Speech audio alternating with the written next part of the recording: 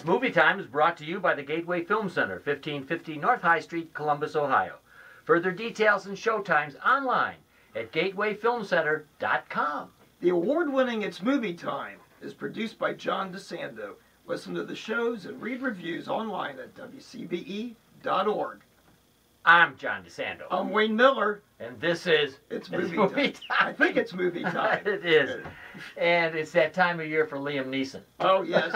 We go out and kick some butt. Yeah. God love him. Wait, what is it? Oh, he, late in his career, he's come off as an action figure. And he does a good job. Yeah. You know, he's believable.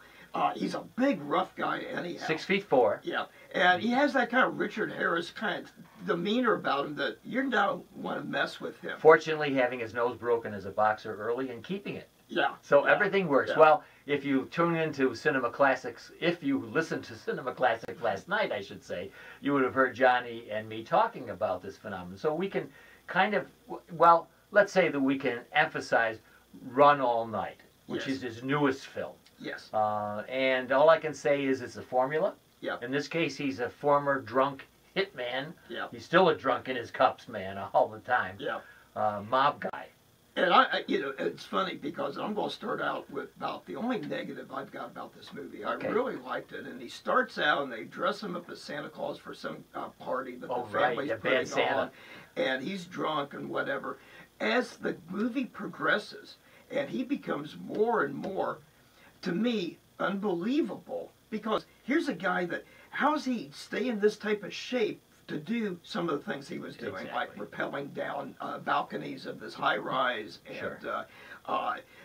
It kind of reminds me a little bit of Denzel Washington in the one movie. The Equalizer. Yes. Very good. You bet. I thought exactly that kind of super confident, but middle-aged. Yeah. You know, how do they beat these young guys? Oh, well, and in this case, he really beats the crap out of a number of them. It's a fantasy, and it's at the time of year. What interests me is that they're so smart as to put these out at what we would call the worst time of year. Yeah. If they asked us, should we put our movie out now? We said, no, wait until the fall. These guys. And it'll do well at the box office. You know, in fact, because I'll just start or say that I recommend it. You know, I liked it. Oh yeah. And I found the whole plot structure very, very interesting, starting from the end.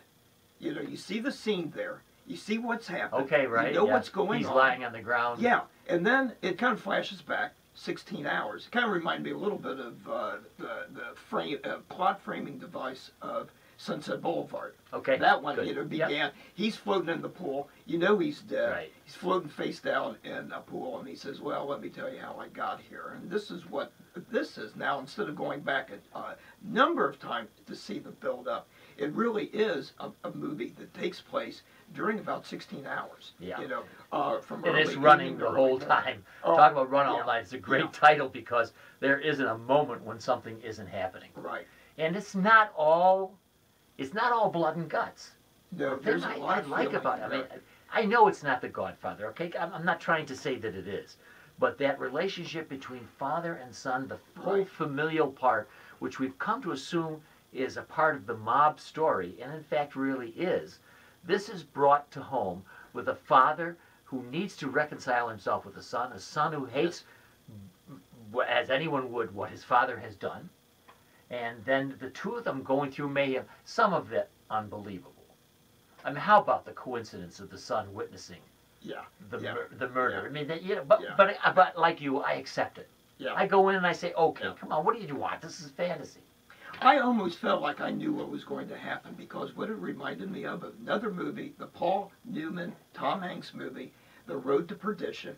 Oh, good one. You've got the Godfather type of movie, mobster, head of the mob family. That's super, yes. Very, very close. Yes. To one of his main hitmen. Because early in the film, you find out that one of the cops, and I really like some of the supporting actors here. Vincent D'Onofrio as the police officer. Well, I think they underused mistake. Yeah. Because he's really good. But you know who's really good. Oh, I would say not Joel Kinnaman. Kinnaman is, you know, and one of the things that was interesting about Kinnaman is he's tall too. Yeah. So this means 6'4". Right. Neeson isn't quite as imposing. Yeah. And another good one, Another Son, which kind of like in the Road to Perdition. The no good son is trying to make his bones with his father, and in Perdition it was Daniel Craig. And this one, a really good character actor that in a movie. You know, the one that we had done, you know, the little accidents, Boyd Holbrook. Yeah, Boyd Holbrook, and isn't a big, tall kind of guy, kind of like his dad, well, he reminds played by Ed Harris, who is a small guy, too. He reminds me a little bit of James Franco. Mm-hmm. Yeah, he's got that kind of young actor, and he does, here, at first I think, this guy looks familiar, but I didn't quite place him. Because, and he's a very good actor because he was very different than what he was in Little Accidents. Well, you know, and I thought he did a good job. You mentioned one of my favorites, and I can't beat the two shots of Ed Harris and Liam Neeson. Oh, God. Ed Harris as the former mobster, now wealthy, retired, is, and if you remember from Snowpiercer, you know, his cheeks are even more sunken now. I mean, they're like the Amazon River going on. But Craigie looking face. Oh, wonderful. The close-ups, he kind of reminded me of the other movie that we reviewed a while back with Tommy Lee Jones, you know, and we remarked about the close-ups. God, you know, it looked like tributaries coming off of the Mississippi, all these lines in their face. It's wonderful. It's very powerful. And what I like about, again, the kind of Godfather feel, they intermesh between their private and their public lives. I mean, they were mobsters together, Neeson working for Harris. Right. Now Harris is out of the game, but he's pulled back again, and that tension between being buddies and doing what you need to do is, well, it's a cliche, but I think it's really good in this movie. Well, what you hit on, and I think kind of an underlying theme to the whole thing, is that the father-son relationship. Yes. And you see it with, of course, Liam and his son, but also Ed Harris and his son, and I think Liam's son with his kids and how he wanted to protect them and did not want them to even meet their grandfather because of all the sins that, quote, the grandfather had done and the life that he wanted to lead with his kids. So I think an underlying theme, as you had mentioned earlier, was the whole one dealing with family. And what do you do to protect your kids? What do you do to revenge something with your kids? Yes, and how about Common as the bad guy? Yeah. I mean, he was very good. And you know, as I was watching him, and you know, I couldn't help but think of when he accepted the Oscar, the most recent Academy Awards for that best song for the movie Selma, and I'm thinking, wow. That's that same guy. Yeah. And he did a fantastic He's very menacing. job. He plays another uber assassin that you know is going to be equal to Neeson. Almost like a Terminator in that one scene when he's got the night vision, you know. He's got a laser on his gun. Yeah, and this thing that he was wearing, you know, for the night vision when he's in the one high rise. And I'm thinking, my God, the guy is like a bald-headed Terminator.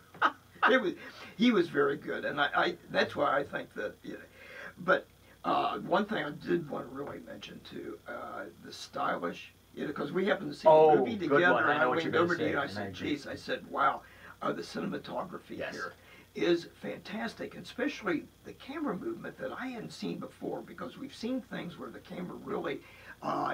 Extreme long shot overhead and it zooms right down. But this one, it's turning all around. It's going under fences. It's going through backyards. I think really well done. Yeah. And I don't know what it is. I've always been a sucker for car chases ever since. Isn't there? Yeah, this one has a fantastic night car chase scene too, which I thought was good. Going back to your note about that cinematography, I am a sucker for the beautiful shots of the city, the helicopter shots. Yeah. With all the lights in the city, and this, I mean, it's become a staple now of setting the mood, and it does jump from Brooklyn to the woods, all over the place. All over the place. It could just because, and that handheld sometimes. Yes. Doesn't annoy me as much because he does a good job with it, but it's still, you got to say to yourself, will you stop it, please? I got it, the handheld, it's all, you know, we're all there running with them. Especially in one-on-one or mano-a-mano fight scenes, that it's jumping around, you don't know what's happening. Yeah, well, but, you know, it's interesting that you talk about the city scenes there at night in New York, and I think the cinematography here really worked for New York, like the movie Nightcrawler, the cinematography did that's what for I'm thinking. LA. Yes. Yeah. I'm thinking maybe those big cities, it's just almost required that they Yeah. take that shot of it at night. And they're gorgeous to me. They always capture me, and they always bring me in. Yeah. Well, Wayne Miller, the film is run all night. The time of year is a graveyard, except for this one. Yeah. So I don't think you're going to bury it. What's your... Oh, no, I liked it. Like I mentioned right at the beginning, I wanted to get it out there. I found it a bit unbelievable, but still thoroughly enjoyable. I'm going to give it a B plus. Oh, excellent. And I'm going to award it a B simply because there are so many cliches in it. But that's part of its strength. Yes. It takes the formula. Yep. It builds on it. It shapes it. It changes it. Yep. And I've heard Liam Neeson may not do anymore, but I find that hard to believe. Yep. Well, it made me want to go out and get a Guinness afterwards.